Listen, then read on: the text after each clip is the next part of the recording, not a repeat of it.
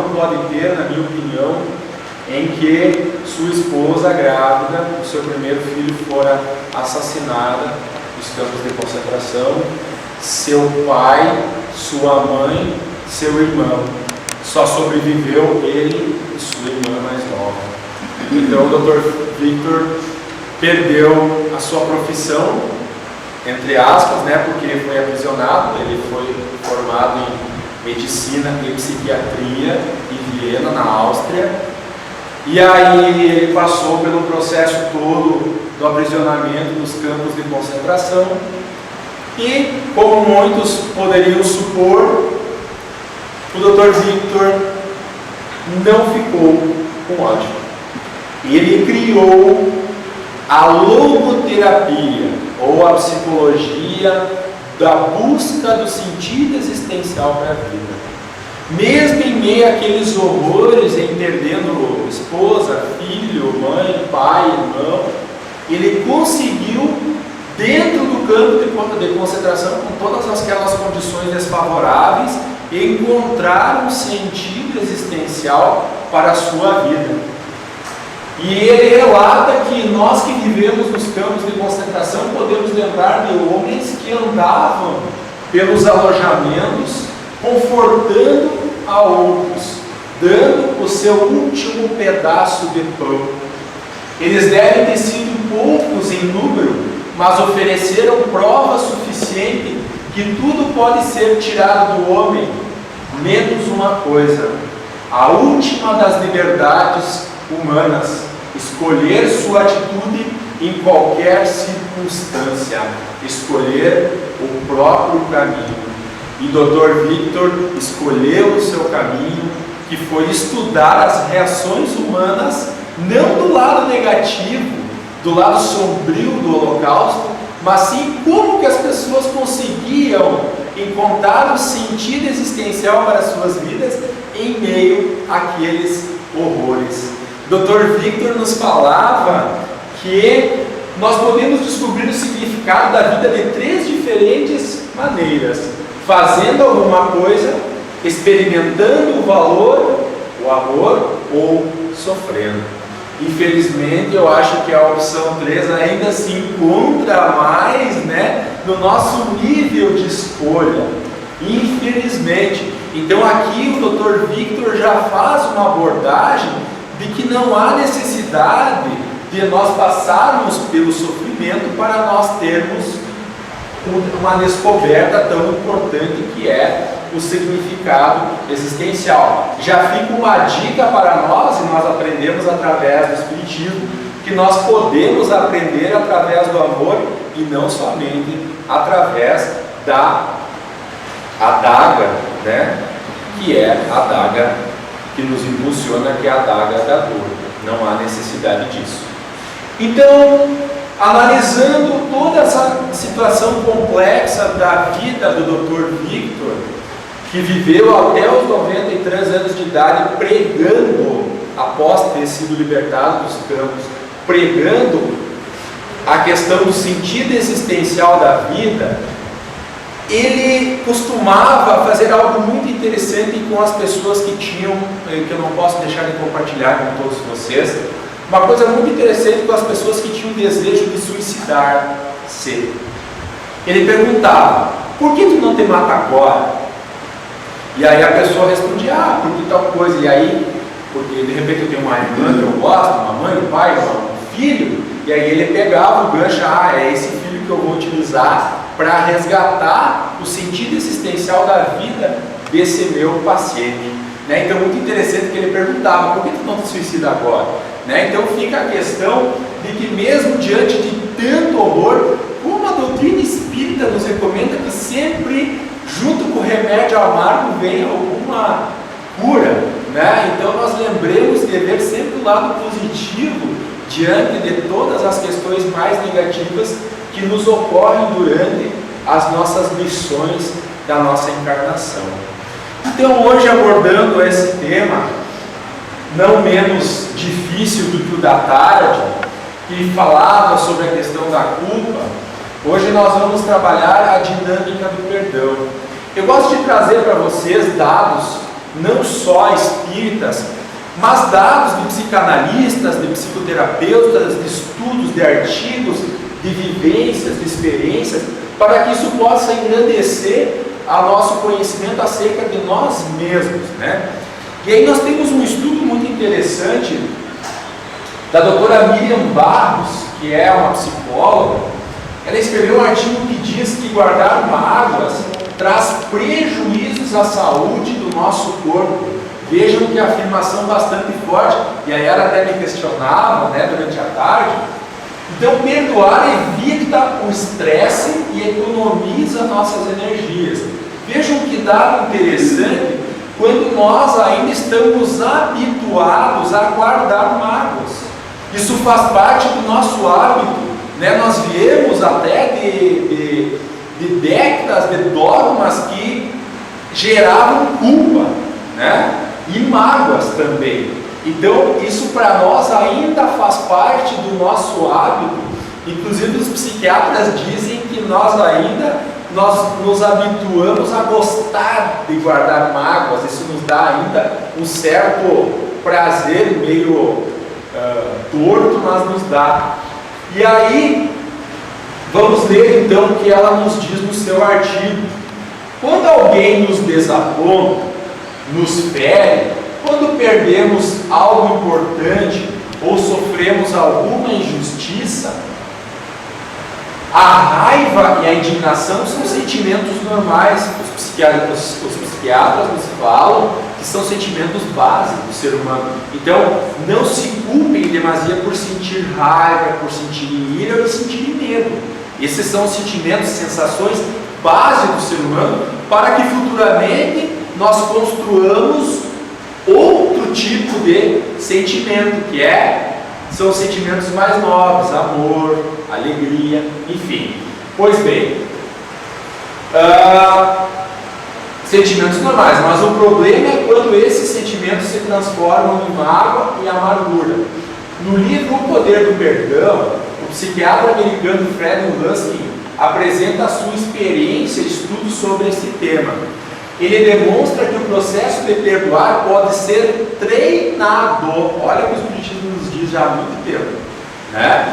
Ele pode ser treinado e desenvolvido. Ele utiliza a metáfora de um aeroporto, tá? Que está com o tráfego aéreo congestionado, para explicar como fica a mente de uma pessoa sobrecarregada pelas mágoas. Cada avião que está no ar é comparado a uma mágoa, que enquanto não pousa, fica exigindo energia e exaurindo os seus recursos. E aí eu pergunto para vocês, como é que está o aeroporto de vocês? Tá? E aí, pessoal? Está bem liberado ou está congestionado? Olha que bom, hein? Tem gente que liberou o tráfego aéreo. Então, liberar, né? Os que têm uma mágoa, eu lembro, não é por aí, procuro tirar essa mágoa. Mas eu acho que ser humano é do ser humano. Só que a gente pode construir aos poucos isso de ir tirando as mágoas. Perfeito. Porque como a gente falou na tarde, o hábito de perdoar, ele deve ser treinado, né? Então, ele faz parte do nosso cotidiano. Não é aquela questão que nós imaginamos que eu vou perdoar hoje, amanhã não precisa, daqui a um mês. Não, provavelmente todos os dias eu terei culpas quando eu sou agredido e quando eu agrido alguém, e mágoas quando eu sou agredido. E todos os dias eu vou ter que passar por esse processo de tentar aprender a perdoar, né? E aí, quando guardamos mágoas, o nosso cérebro produz substâncias químicas e hormônios ligados ao estresse, que limitam as nossas ações e prejudicam o nosso bem-estar. Vou explicar um pouco melhor no segundo slide, né? Hormônios relacionados ao estresse, adrenalina, acelera o coração e a respiração, fazendo a mente disparar. Aquela história, lutar ou fugir. Um dos dois eu vou fazer. Desde a época que nós éramos muito próximos aos animais, né, primatas, né?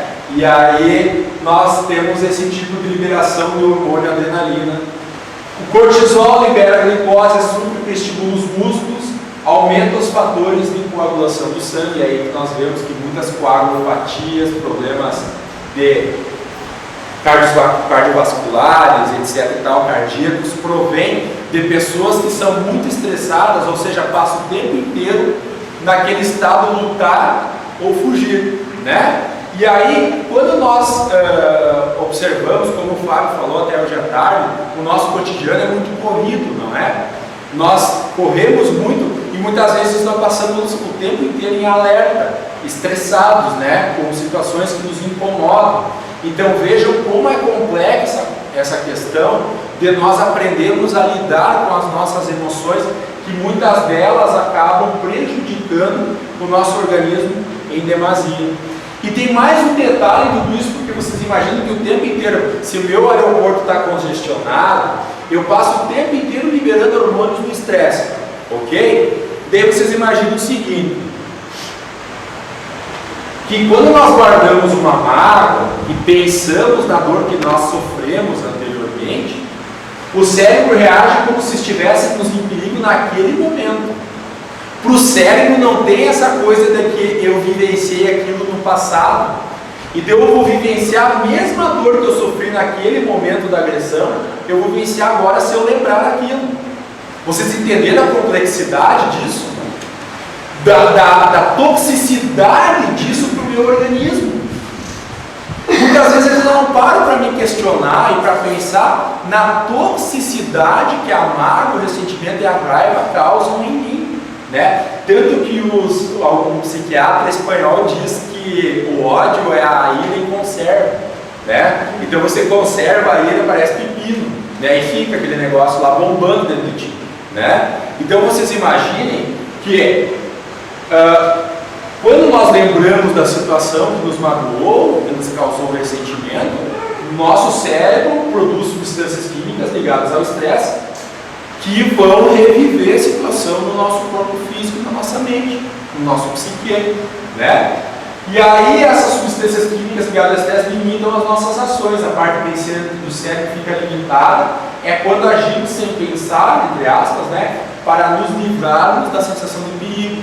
Hoje à tarde nós conversamos que nós ficamos estagnados, nós ficamos impedidos de fazer o nosso movimento evolutivo. O Alberto Almeida utiliza uns termos bem interessantes em algumas das suas exposições do seu livro. Ele diz o nosso périplo evolutivo, que é um termo lá da Grécia, né, de fazer uma volta em torno de uma ilha, né? Daí ele utiliza um termo bem bacana, porque lembra mesmo que você vai dando uma volta, né? Você fica em círculo, você não sai do lugar, né? E isso faz com que tu não saia daquela ilha, tu fica ali, né? Porque você está guardando esse tipo de mágoa, ressentimento, esse tipo de sentimento, né? Portanto, a mágoa consome muita energia, pois cada vez que nós contamos o que aconteceu, os mesmos sentimentos são desencadeados. O cérebro não sabe distinguir se aquela traição ou agressão aconteceu agora ou há 3 anos atrás. O cérebro, isso é impossível de distinguir. E aí que vem aquela questão, né? Amigo, tu não sabe o que me aconteceu. E aí começa, né? E normalmente a gente aumenta umas 10 vezes mais ou menos a agressão, que é para ter aquela sensação de, poxa, eu sou uma vítima, né? Eu sou a vítima da história. Então, nós sempre, como o Jason de Camargo coloca no seu livro Educação dos Sentimentos, nós temos a mania de projetar os nossos defeitos para o outro. Então a culpa de eu estar assim é do outro, mas não eu que tenho que fazer o movimento interior de perdoar, não é? Então sempre a culpa é exterior a mim, porque eu sou um ser que não é. Parece até algo meio contraditório. Então, os psicólogos nos recomendam que nós façamos o seguinte: assim como nós escolhemos o canal do TV que queremos assistir, também podemos aprender a escolher qual o canal que estará passando na nossa mente. Podemos escolher pensar no quando fomos vítimas, o quando fomos machucados e com isso perpetuar o nosso sofrimento, Ou então podemos escolher pensar no quanto fomos fortes para sobreviver ao que aconteceu e mudar o nosso foco. Não significa que devamos passar por cima da tristeza, da dor e da raiva que sentimos, mas precisamos aprender que existe um tempo para esses sentimentos. Ou seja, sentimentos base, medo, ira, tristeza, nós vamos ter. Então ninguém vai dizer que desencarnou um ente querido seu e eu vou, que bom, nossa, eu sou espírita, que maravilha, minha mãe desencarnou, olha que show. Não, ninguém vai deixar de sentir tristeza, né? Ninguém vai sofrer um determinado luto. Poxa, nós estamos saindo da primitividade, nós não somos ainda anjos, não é? E aí que entra esse detalhe, nós aceitarmos ter esse tipo de sentimento já é um primeiro passo. Quando eu aceitei, poxa, peraí, já estou muito tempo com esse sentimento dessa mágoa, eu vou metabolizar esse negócio aqui, não quero mais. E aí eu começo a mudar o canal de TV. Como o Divaldo, ele conta que o cara faz uma pergunta numa entrevista para ele, como é que nós podemos mudar o nosso pensamento. Daí ele diz, como a gente muda um canal de TV. Certa feita ele estava na Europa fazendo um itinerário de palestra, uma jornada na Europa, e se não me engano ele estava na Suíça, se não me engano. E aí ele fala que, poxa vida, de repente ele começou a sentir febre, né? De manhã, antes de começarem levantou na noite, quando ele chegou de viagem. Daí, ele foi dormir, de manhã acordou com um febrão mais alto ainda, pensando, e agora o que eu vou fazer? Daí chegou uma vozinha no ouvido dele, viu? Tu tá com malária. Não, com dengue. Daí ele, e agora, né? Vou lá, não vou falar pra ninguém, porque senão todo mundo fica empolvorosa, né? E aí ele foi lá fazer as explanações e tal. E aí, num determinado ponto, tinha um médico suíço lá, e ele foi falar, eu tô com dengue, o cara nem sabia o que era dengue. Porque a doença do país tropical, desenvolvida, aquela história toda, ele começou a brincar, né? Daí ele disse, mas quer saber? Eu me senti o cara. Aí o entrevistador disse, mas como assim tu sentiu o cara? Mas eu me senti o cara, poxa, eu era o único cara no continente europeu que tinha dengue, né? Eu era uma pessoa especial no continente europeu, eu era a única pessoa com dengue no continente europeu. Ou seja, ele pegou, puxou o canal de TV dele pro lado sarcástico, brincando, bem humorado, né? Bem sarcástico, mas bem humorado da história. Então ele conseguiu fazer todo o seminário e tal, tranquilo, a febre passou, porque a gente sabe que tem o ciclo, e se hidratou bem e tal, e foi embora, né? Então vocês vejam que tudo vai depender do canal com o qual nós sintonizamos. Isso é bastante importante, né? Porque nós esquecemos disso. Nós, muitas vezes, o que acontece conosco é que nós nos comprazemos em sermos vítimas. E aí não é muito interessante mudar o canal de TV, não é? Poxa, eu estou chamando a atenção, eu sou carente efetivamente, estou chamando a atenção. Então eu não quero mudar o canal da TV, porque para mim é muito melhor chamar a atenção. E aí entra toda essa questão, né, gente? Que uma forma de mudarmos o canal da nossa mente é pensar em como podemos mudar a nossa história da dor, como fez o Divaldo, a história da nossa dor. Qual a história que contamos para nós mesmos sobre o que nos aconteceu? Qual seria a história que nós contamos? Relembrar o fato, falar disso inúmeras vezes, ficar no lugar de vítimas dentro da história que contamos, nos dá a sensação de que o sofrimento que passamos não será esquecido e que, se abandonarmos esse lugar, quem nos fez sofrer ficará liberado de pagar pelo que fez. Mas conservar a mágoa nos mantém ligados de forma ineficaz à pessoa que nos fez sofrer. Outro provavelmente não está sofrendo nem mais nem menos só porque mantemos a mágoa dentro de nós. Ou seja, a mágoa é venenosa principalmente para quem? Para quem sente. Esse que é o grande detalhe. Nós não paramos para raciocinar, utilizando a lógica, de que a mágoa é um veneno que nós mesmos engolimos. É uma frase até meio de prática, né, dos chavões, né? Então, na verdade, a mágoa nos mantém ligados de forma ineficaz a quem nos agrediu. Muitas vezes quem nos agrediu nem está percebendo que ele causou uma mágoa.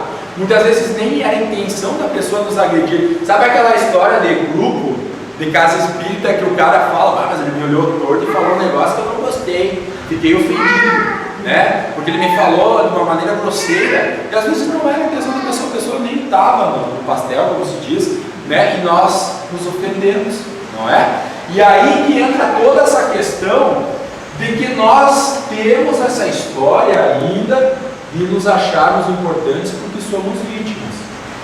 E não me vem dizer que não. Tá? Outra questão bastante importante que nos remonta essa história aí é que os pesquisadores, muitos deles têm trabalhos publicados muito interessantes, médicos, né? Que o Dr. Norman Cousins, Cura-te pela Cabeça, é o livro dele, americano. O estado emocional do paciente tem efeitos específicos sobre os mecanismos envolvidos na doença e na saúde. Vejam que grave, porque se eu estou num estado emocional de mágoa, de ressentimento, como estará meu estado então no mecanismo da doença e da saúde? Será que eu estarei trazendo saúde para mim? Jesus, médico dos médicos, psicólogo dos psicólogos, mestre dos mestres, terapeuta dos terapeutas, nos dizia: quantas vezes devo perdoar? 70 vezes 7, Pedro. Ou seja, sempre, sempre, sempre. Por quê? Porque justamente o maior prejudicado em relação à mágoa e ressentimento é quem perdoa. A mesma coisa podemos dizer em relação à culpa, porque a culpa é uma outra face dessa moeda. Se eu tenho mágoa e ressentimento em relação a outra que me agrediu, eu também devo me perdoar quando eu tenho culpa por ter agredido alguém, não é verdade? Então eu tenho que buscar me perdoar também quando eu cometo um erro. Pô, eu não sou aprendiz. Alguém de vocês aí já é mestre aqui nessa encarnação? Ou em outras? Não é. Nós somos aprendizes. O único mestre que passou 2000 anos aqui pela Terra encarnada, né? Então, na verdade, nós temos que entender que, sendo aprendizes, nossa postura deverá ser de aprendizes. E mais um detalhe importante, olha só, o psiquiatra Alfred Adler, né? Uma doença infecciosa não é produto apenas de uma bactéria ou de um vírus, mas decorrência da participação do indivíduo em sua totalidade do corpo e da mente na aceitação ou rejeição ao vírus ou à bactéria. André Luiz nos fala, através das suas obras, que nós criamos larvas mentais através dos nossos pensamentos deletérios. Nós criamos larvas mentais. Está na série Nosso Lar, do André Luiz. Quem já estudou a série Nosso Lar? Né? É bem interessante, porque o André Luiz nos fala que nós criamos larvas mentais. O Dr. Alfred fala a mesma coisa, porque na verdade quando nós aceitamos o vírus é porque nossa mente está sintonizada com essas questões que nós alteramos nossa imunidade, os médicos podem nos dizer, pelo nosso estado emocional. E as bactérias estão presentes no nosso organismo. Nós convivemos com ela em harmonia ou desarmonia. Na nossa microbiota bucal, aí falando da minha profissão, nós temos 236 espécies de bactérias na boca que são chamadas indígenas. Nós convivemos com elas. Por que nós temos cá, então? Porque algum desequilíbrio comportamental, que é o hábito do açúcar em excesso, fez com que uma espécie proliferasse mais do que o normal. E aí eu tenho a cárie. A cárie está envolvida aí com açúcar. Vejam. E não escovar os dentinhos direitinho, passar no dental, né? Mas aí vocês vejam que o hábito comportamental vai alterar a minha microbiota, mas não é a microbiota que altera sozinha, eu que influencio ela. Ok? Mas não é então toda a questão assim da... Por exemplo, semana passada eu tive sérios problemas, assim, muita mágoa. Eu desencadeei um quadro infeccioso que eu não tenho há 5 anos. Pode ter sido em função, quando eu li ali a vírus, a bactéria, eu lembrei disso há 5 anos, eu não tenho, uma coisa que eu sofri muito, e há 5 anos eu tive muita mágoa, eu fiquei magoada, eu fiquei com raiva, eu levava no posto, esse sentimento, e desencadeei esse quadro, estou tomando antibiótico. Exatamente. Então, assim, ó, o que acontece? Essa que é a integralidade dos tratamentos. Porque justamente os médicos fisiologistas do tipo 10 do livro nos falam que o que aparece no nosso corpo são os efeitos, é o efeito, é a ponta do iceberg. O que está por baixo é que ele busca descobrir. O doutor Sérgio Felipe de Oliveira faz um trabalho maravilhoso na USP, ele é professor da USP, ele é médico, psiquiatra, e ele tenta relacionar o estado emocional da pessoa com algumas doenças, sabe? Se vocês olharem no YouTube, tem várias palestras do Dr. Sérgio Felipe de Oliveira.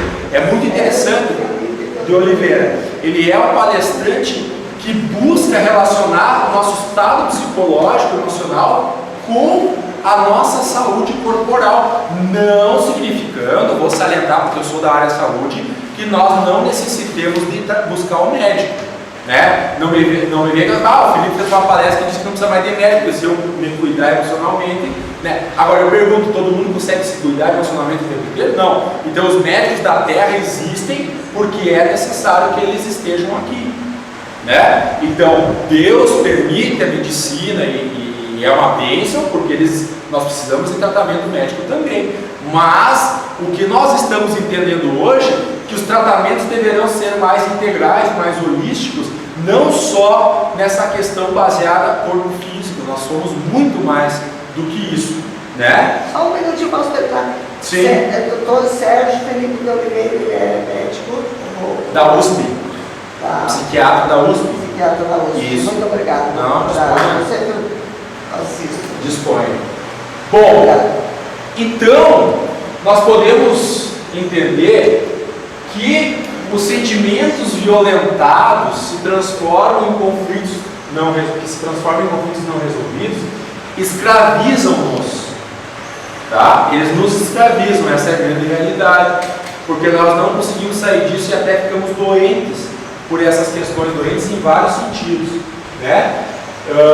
E aí que passa a vivenciá-los de acordo com o que lhe parece real, jamais conforme o exercício da evolução. Ou seja, como eu falei, nós não saímos daquela ilha, a gente fica ali, tá? Logo advém transtornos de breve ou de longa duração, tal a depressão, como resultado da amargura que domina as paisagens íntimas.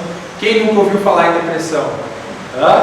Depressão é doença do século, aquela história toda. Depressão sempre existiu, porque ela é fruto da tristeza prolongada.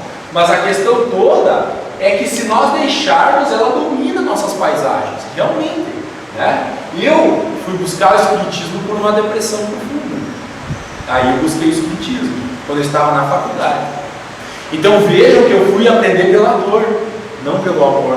Porque a minha mãe sempre, depois de um tempo, foi espírita. E ela me aconselhava, mas eu, isso é bobagem, eu só acredito na ciência, né? E aí a ciência, né? E aí eu posso associar agora a ciência, então, a todas essas questões evangélicas.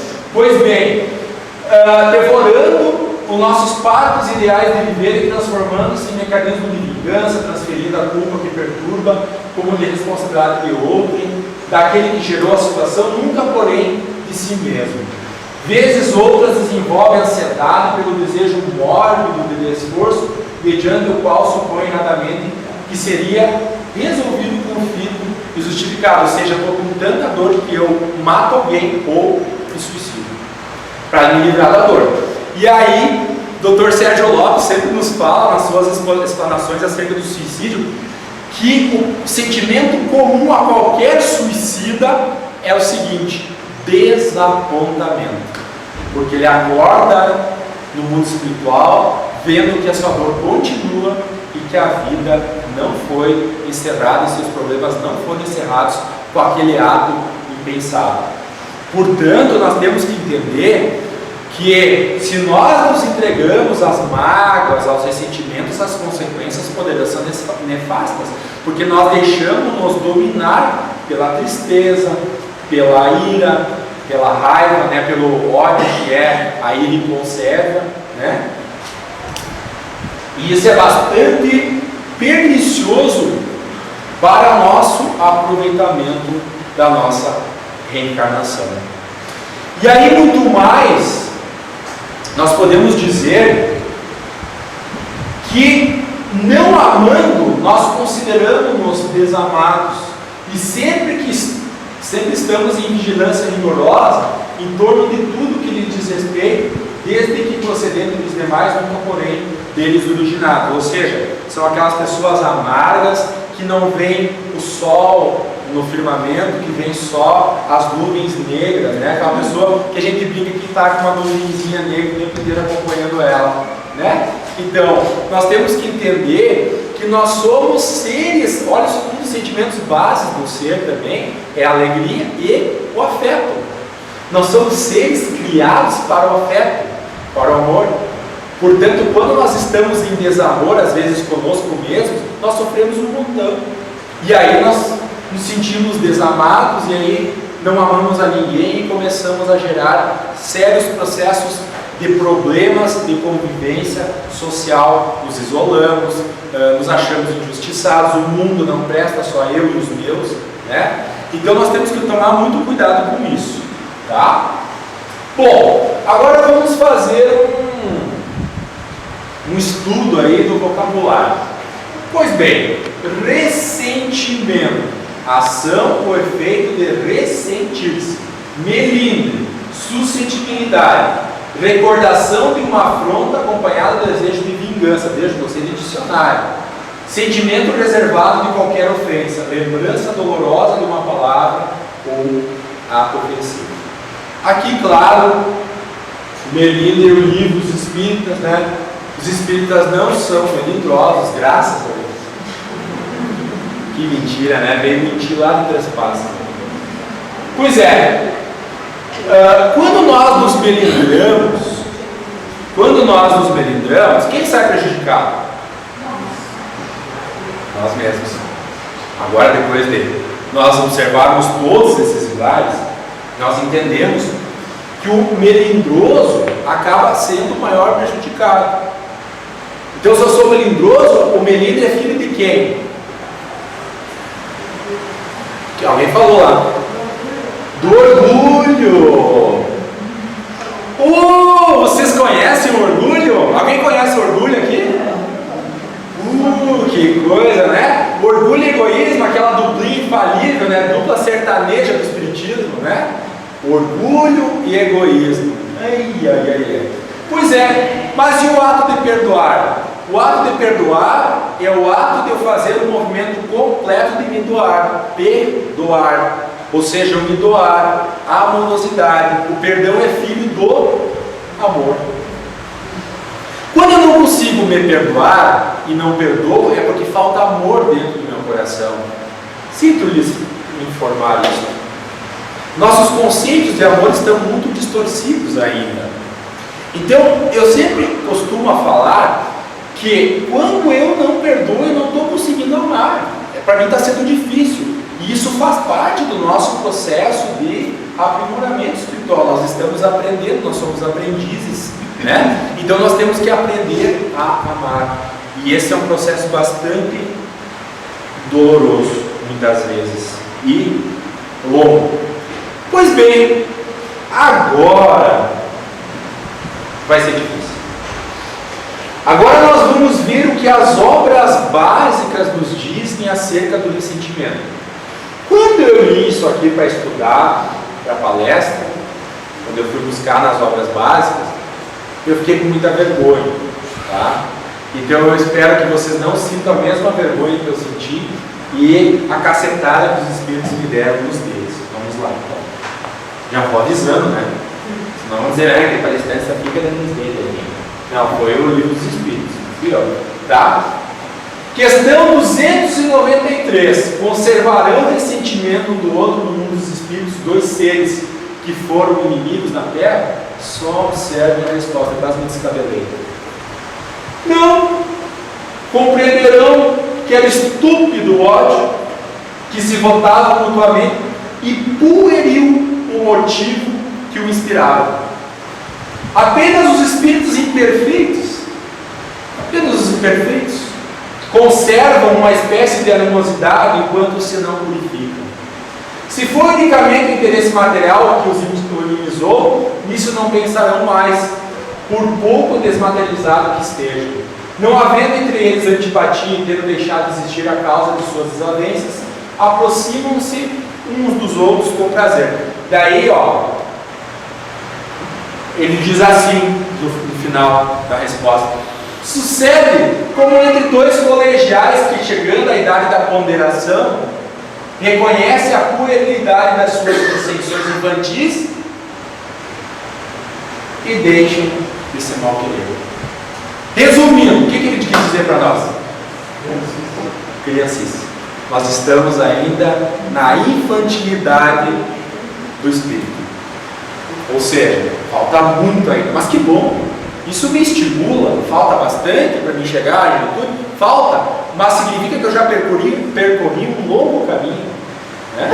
Então vejam que essas dissensões são pueris lá no mundo espiritual, muitas das vezes. Por quê? Porque as nossas dissensões são dominadas a maioria delas, não todas, obviamente, mas a grande maioria das nossas dissensões são materiais, são pueris, que não se completam depois quando chegam no nosso mundo espiritual, quando chegamos lá. E aí assim, 295, outro chapoletaço, como diz o Galdério. Que sentimento anima depois da morte aqueles a que fizeram mal nesse mundo? Bom, se são bons, eles nos perdoam. Entenderam a profundidade da resposta? Se são bons, eles nos perdoam, segundo o vosso arrependimento. Se maus, é possível que guardem ressentimento do mal que eles fizessem e vos persigam até não raro em outra existência. Deus pode permitir que assim seja por castigo. E aí vocês vejam o seguinte: eu perdoei ela, mas tomara que ela se quebre lá, ela vai ver como a justiça divina não falha. Eu perdoei? Mas ela vai ver, a justiça não falha, a justiça divina. A dos homens até falha, mas a divina não falha, ela vai ver lá no caminho. Gente, será que perdoou mesmo? Nossa Senhora, olha só. E aí até isso assusta um pouco, né? Porque nós daí nos enquadramos entre os: não, eu sou bonzinho, não faço mal para ninguém. E em pensamento: eu sou bem bonzinho, não faço mal para ninguém, né? Mas não faz o bem. E aí isso caracteriza entre os nossos. Exatamente, porque o perdão vem do meu eu transcendental, vem do Espírito, tá? E aí, o que diz o Evangelho? O Evangelho.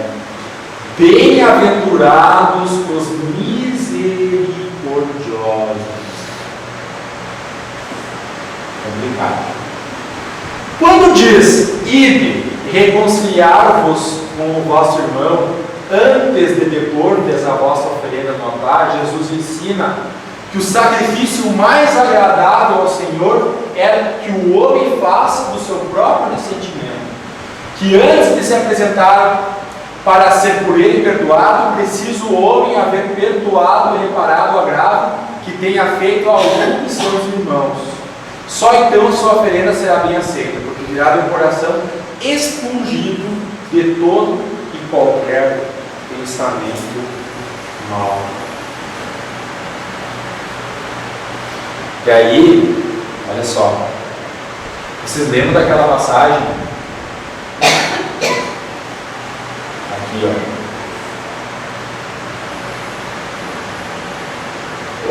oração dominical desenvolvida. Perdoa as nossas dívidas como perdoamos aos que nos devem. Perdoa as nossas ofensas como nós perdoamos perdoamos aos que nos ofenderam. Meu Deus, aqui é complicado. Por quê? Porque normalmente eu quero que me perdoe, mas eu perdoar, mas olha o que ele me fez. Quem entende? Levante a mão daqui quem nunca errou. Parece, né, aquela passagem da mulher adulta. Ninguém se atreveu a levantar a mão. Ó, ela está querendo levantar, ó. Olha que tu vai cair na dupla sertaneja. Tá? Mas assim, ó, puxa vida, aí eu faço uma prece, né? Daí todo mundo faz em voz alta, né?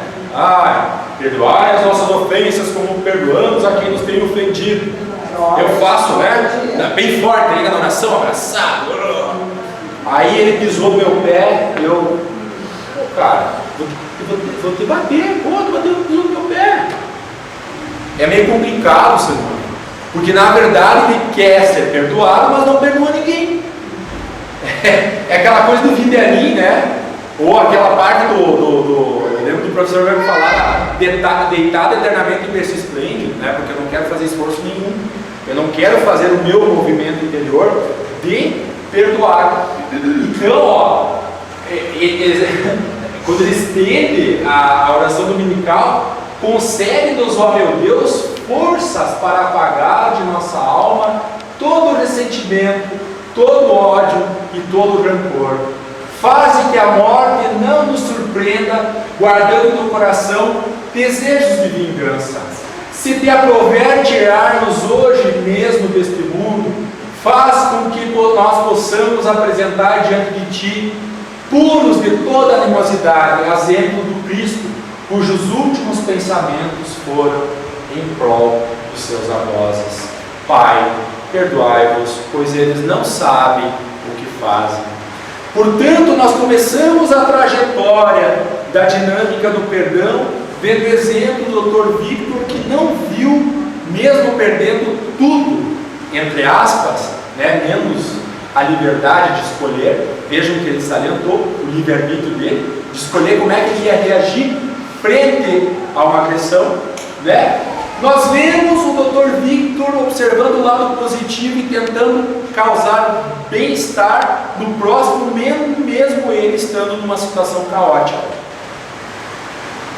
Nós vemos que nós devemos mudar o canal, a nossa sintonia quando temos ressentimentos, mágoas, porque nós vamos ter, e provavelmente vamos ter culpa e mágoa todos os dias, e aí nós teremos que perdoar todos os dias, porque é um exercício diário. Então nós vamos ter que mudar o canal. Muitas vezes teremos mágoas, teremos culpas que não serão resolvidas em um dia, nem em uma semana, nem em um ano, nem em 10, às vezes nem em uma encarnação, porque tem dores que são demoradas para nós gerenciarmos, para nós gerirmos. Mas no dia nós teremos que fazer um movimento de perdoar, ou seja, nos doarmos por completo.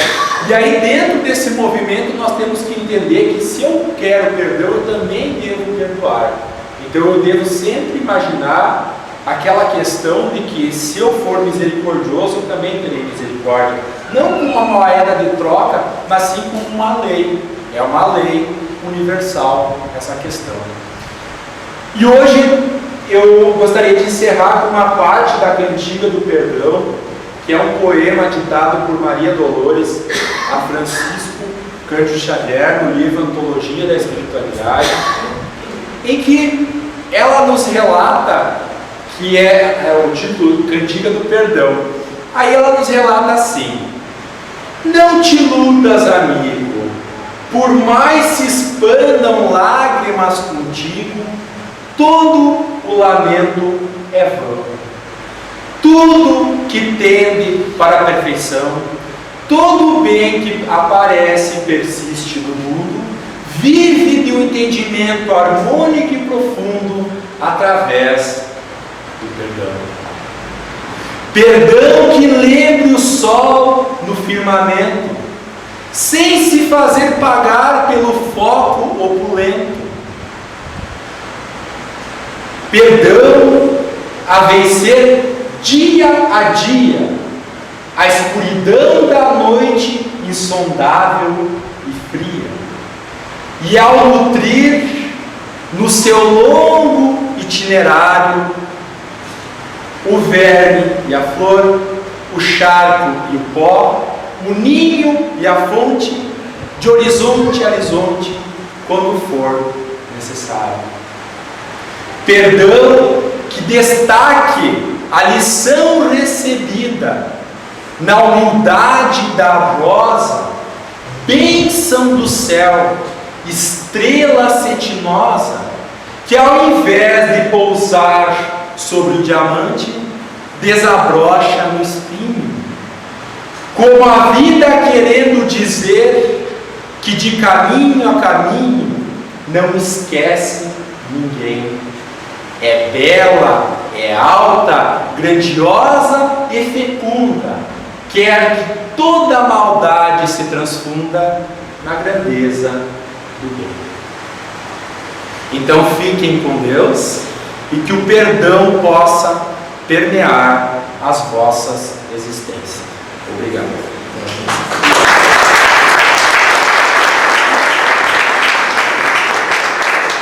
Maravilhosa palestra. Agradecemos a presença de todos, eles que vieram na parte da tarde, compartilhar, o pessoal que veio também de Três Passos, trazer esse conhecimento, e voltem com essas bênçãos, com a paz do nosso Mestre. E como nós tínhamos combinado, vamos fazer uma prece especial para receber os benefícios da Divina Providência nesse momento. As grandes vozes dos céus ressoam como som de trombetas e os cânticos dos anjos se lhe associam. Nós vos convidamos, amigos, ao divino concerto.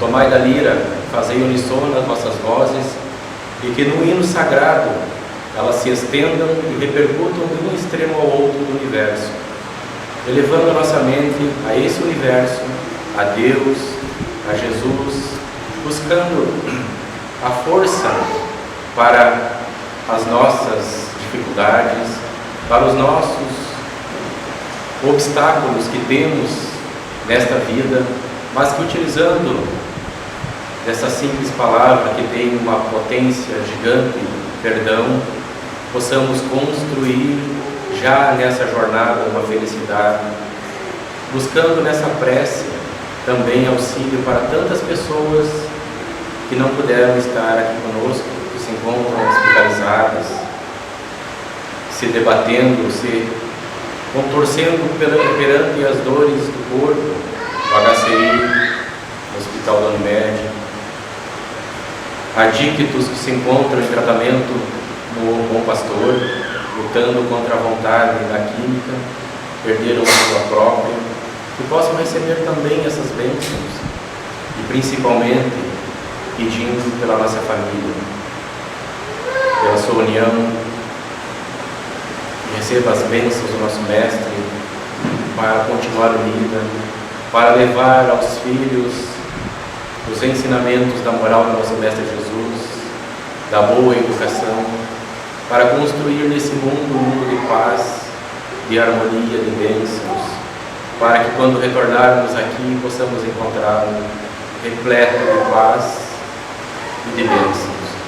Que esse auxílio espiritual que recebemos nesse momento também possa nos acompanhar nos nossos lares, possa chegar junto aos nossos familiares, e que estejamos sempre perseverantes e corajosos perante esta vida divina e maravilhosa que o nosso Pai nos proporcionou. Que a paz do Divino Mestre também esteja junto aos nossos corações. Vamos em paz e que assim seja. Obrigado.